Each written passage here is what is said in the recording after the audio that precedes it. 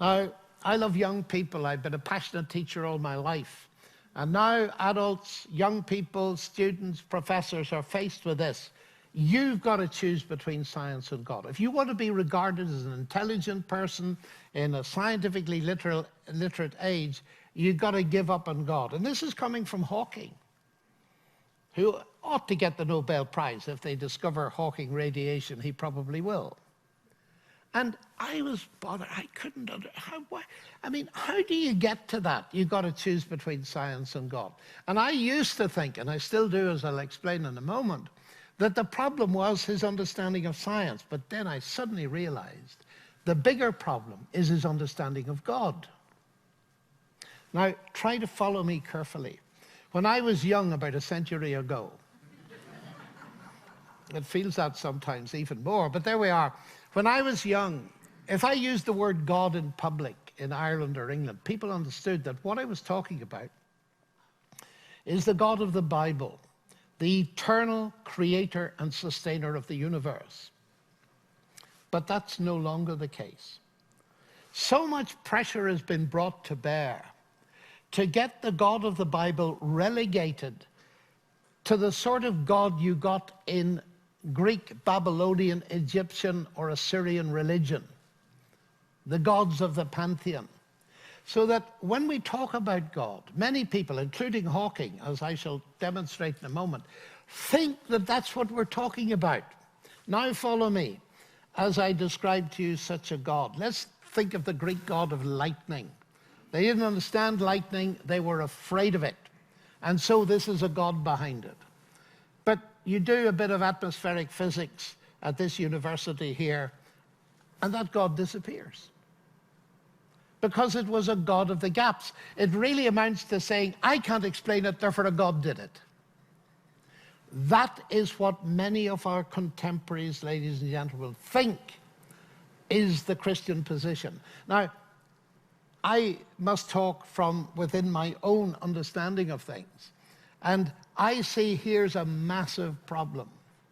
You see, gods of the gaps disappear with advancing science. In that sense, science has buried many gods, and thank God it's so. Many gods. Because those ancient gods are deifications of the forces of nature. And one of the world experts on the gods of the ancient Near East, in which I'm massively interested because I've just written a book about them that's been mentioned. He said this: there's a vast difference between the gods of all the ancient mythologies and the God of the Bible, in that the gods of all those mythologies were products of the original primeval stuff of the universe. They were actually material gods. They were, I quote, descended from the heavens and the earth. And then he says the God of the Bible created the heavens and the earth. You can't put them in the same category. That's the first point. But secondly, the God of the Bible is not a God of the gaps.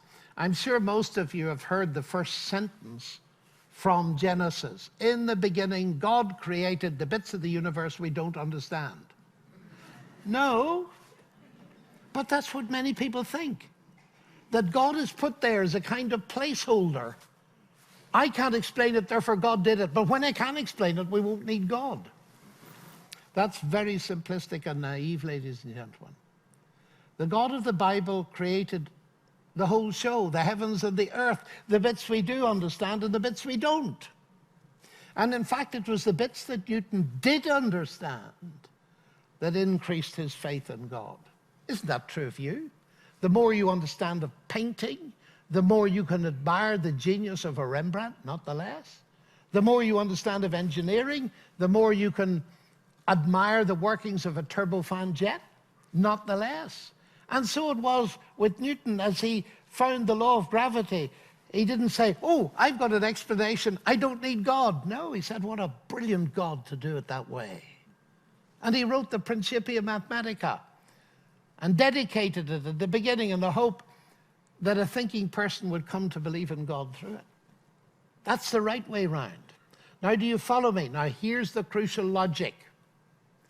If you think that God is a God of the gaps, You have to choose between science and God because that's the way you've defined God. In other words, I believe that many of these new atheists, so-called, are telling people to choose between science and God because they've got a primitive, thoroughly pagan concept of God. Now, that may surprise some of you, but it helps me explain a lot of what's going on. That's the theological side of it. But of course, there's another side to it. There's a scientific side. You see, why did Newton not abandon God when he found gravity? For a very simple reason. He didn't think that God is the same kind of explanation as a scientific explanation. Why is the water boiling? Well, it's boiling because the heat energy from the flame is being conducted through the base of the copper kettle, and that's stimulating the molecules of water. They're moving faster and faster. That's why it's boiling. Is it? No, it's boiling because I would like a cup of tea. Now, why are you laughing?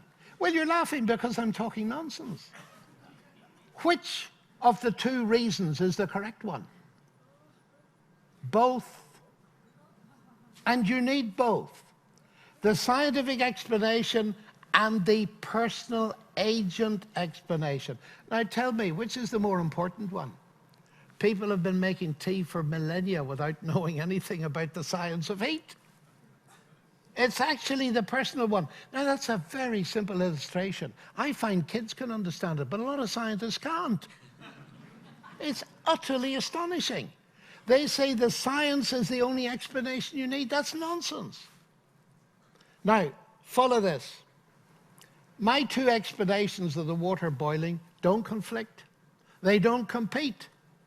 They complement. They're two different kinds of explanation, but now comes the crunch. You need both of them. Let me give you another illustration because this is such an important thing. God no more competes with science in explaining the world than Henry Ford competes with the law of internal combustion in explaining a motor car. And so, I'm afraid many of these new atheists are just talking sheer nonsense because they don't understand the nature of explanation. It's worse than that. When we hear somebody say, science explains, you've heard people say that. And what do we think? For instance, I was taught the law of gravity at school. We might as well stick with that. We're on gravity tonight. Keeps us on the ground, you know. What was I taught about the law of gravity? Do you know what I thought at school? I thought it explained gravity. It doesn't, you know. Nobody knows what gravity is, not even today. And if you don't believe me, read Richard Feynman. You see, the law of gravity is brilliant. It gives us a mathematical way of calculating the motion, say, of the planets and so on. It enables us to land a person on the moon even without Einstein's corrections. It's wonderful, but it doesn't tell us what gravity is. Newton realized that. Non fingo hypothesi, he wrote. I don't make hypotheses. I don't know what gravity is. But here's a mathematical description of how it works. I think Wittgenstein, the great philosopher, put it best when he said, the great delusion of modernism is that the laws of nature are explanations of the phenomena of nature, when they're not. They are descriptions. They're not explanations. So what's that saying? It's saying when we say the law of gravity explains, it doesn't explain everything, even at the scientific level. The nature of explanation is very different from the popular understanding of it. And this is so important. The God explanation doesn't conflict with a scientific explanation, mostly answering completely different questions as we've seen. So the idea that science can bury God begins to look more and more foolish.